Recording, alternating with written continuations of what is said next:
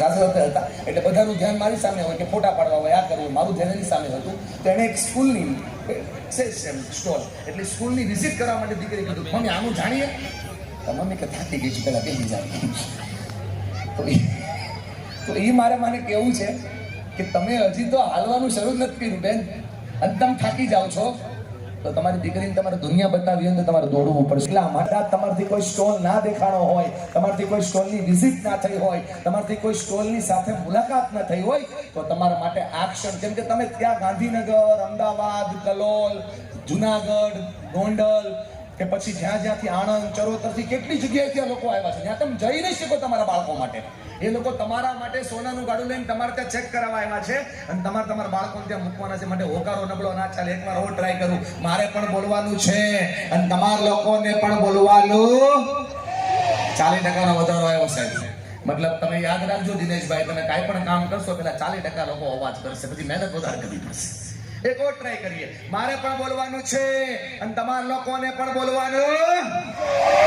હજી 60% માં જાઓ બેટા, એને ગ્રેડ વિધો કહેવાય, એને એજ્યુકેશન નો કહેવાય. What is real meaning of education? શિક્ષણની સાચી વ્યાખ્યા શું? કાકા સાહેબ કલાકાર એવું કહેતા કે શિક્ષણ છે ને, શિક્ષણ એ તો સિંહનું દૂધ છે જે પીસે ગર્જના કરશે.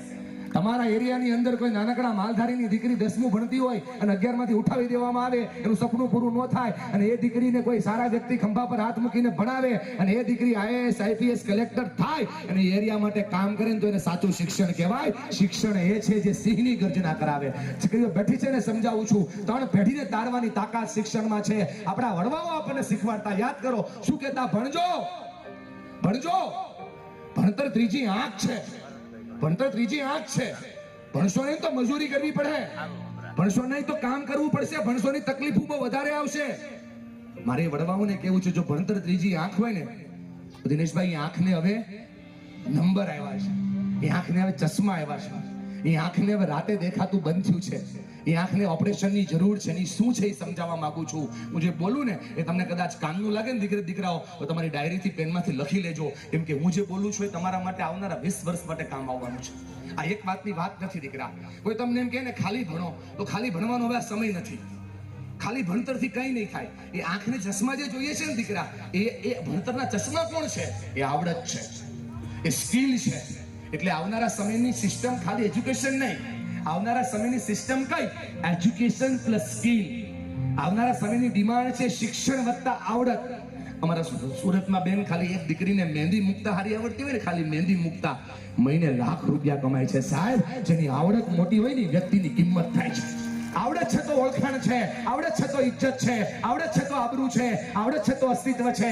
અને જરાય ચિંતા નહીં કરતા ભાવિનભાઈ, આવનારો સમય એવો આવે છે કે આવડત છે ને તો જ અસ્તિત્વ છે. બાકી તમને કોઈ પૂછશે પણ નહીં. તમારા દીકરા દીકરીઓને આવડત પર તૈયાર કરો. એ ટકા પાછળ ના ભગાડો. આવનારો સમય ટેલેન્ટનો છે. તમારા છોકરાઓને ટકા પાછળ ના દોડાવો, તમારા છોકરાને ટેલેન્ટ પાછળ દોડાવો યાર, કેમ કે ટેલેન્ટથી એની જીત થવાની છે, ટેલેન્ટથી એની તાકાત બનવાની છે. બોલો હા કે ના?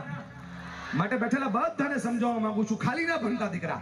આટલી સરસ મજાની ઇન્સ્ટિટ્યૂટ તમારી સાથે આવી છે ને, દરેક ઇન્સ્ટિટ્યૂટ પાસે ન લાગે એ માટે આ ફોગર ફિટ કર્યા. તમે આ બધી વસ્તુ કેટલા લોકોએ નોટિસ કરી? આખું બધાને બેજ છે. આ તો હવે મગજ વાપરવાની વાત છે. તમે જોયું છે એ જ અહીંયા બેઠા છે ને, બધા લોકોએ જોયું છે. એક નાનો એવો ક્વેશ્ચન છે જેનો આન્સર તમારે આપવાનો છે, અને જેમને સૌથી વધુ લિસ્ટિંગ થશે, એટલે જેમણે સૌથી વધુ નોટિસ કરી હશે ને વસ્તુ, એમને ગિફ્ટ મળશે. એજ્યુકેશન એક્સપો કરવો હોય તો કેટલી વસ્તુની જરૂર પડે. તમારા બધા પાસે બેગ છે ને, બેગમાં કદાચ એકાદી પેન હશે કે બુક હશે કે તમારી પાસે મોબાઈલ ફોન હશે. તમારા બધા પાસે 1 મિનિટનો ટાઈમ છે, 60 સેકન્ડ. તમારે લિસ્ટ કરવાની છે કે તમે અહીંયા કઈ વસ્તુ નોટિસ કરી. તમે અંદર આવ્યા ત્યારથી નીચે મારેલી મેટ હોય કે પછી કાર્ટૂન હોય, મંડપ હોય, લાઇટિંગ હોય, સાઉન્ડ હોય. હવે હું બધું બોલીશ તો તમે શું બોલશો? એટલા માટે તમારી પાસે હું કહું પછી 1 મિનિટનો ટાઈમ છે. જે સૌથી વધુ લાંબી લિસ્ટ કરશે, જેમણે સૌથી વધુ ઓબ્ઝર્વેશન કર્યું છે. ફ્રેન્ડ. કેવા friend? Best friend. Best friend girls છે. કેમ?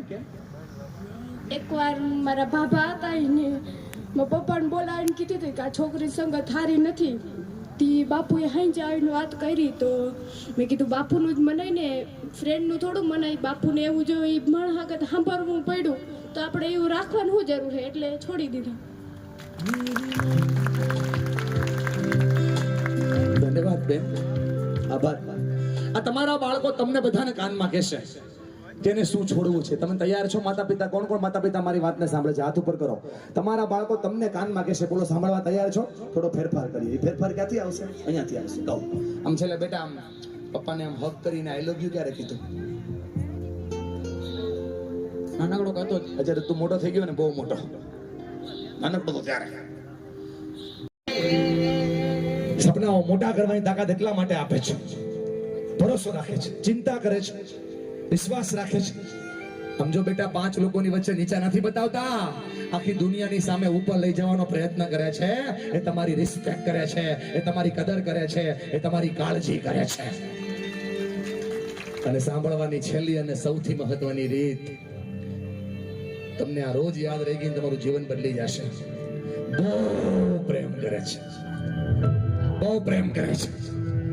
આટલો પ્રેમ આ દુનિયામાં આપણને કોઈ ના કરી શકે બેટા, કોઈ ના કરી શકે. આપણે આ દુનિયામાં આવવાના હતા, એને ખાલી ખબર પડી કે આપણે આ દુનિયામાં આવવાના છીએ. એને પોતાના શોખ બંધ કરી દીધા, એને પોતાની ભાવતી ગમતી વસ્તુઓ બંધ કરી દીધી. અને આજે આ સવારે આપણે એને કહેતા હતા, શું ખબર મમ્મી તને ન સમજાય.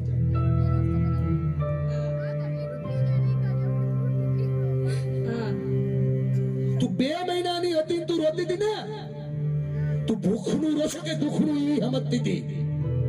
એને બધું સમજાય છે.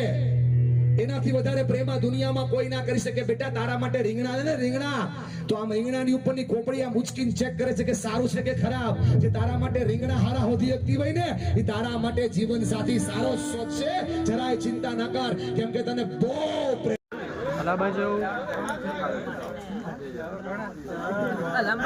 અમેઝિંગ ટીમના ડાયરેક્ટર શ્રી દિનેશભાઈ દ્વારા અમેઝિંગ એક્સપો 2026નું સુંદર આયોજન અને સાથે સાથે જે બાજુમાં ઊભા છે મયુરભાઈ ગઢવી કે જે દરેક શબ્દને મરોડી અને દરેક વિદ્યાર્થીઓ સુધી સુમધુર કંઠે પહોંચાડનાર એવા મયુરભાઈ, તેમજ સાથે સાથે ડિજિટલ દુનિયામાં એટલે કે દેવભૂમિ દ્વારકા જિલ્લામાં જેમનું નામ છે ભટ્ટી, ભટ્ટીભાઈ સરસ મજાના પડે પડના સમાચાર પ્રિન્ટિંગ બધું અમેઝિંગ એક્સપોની સફળતા માટે જે કરેલું છે ટીમને, અમેઝિંગ ટીમને ખૂબ ખૂબ હૃદયપૂર્વક અભિનંદન, આભાર. જય હિન્દ, જય ભારત.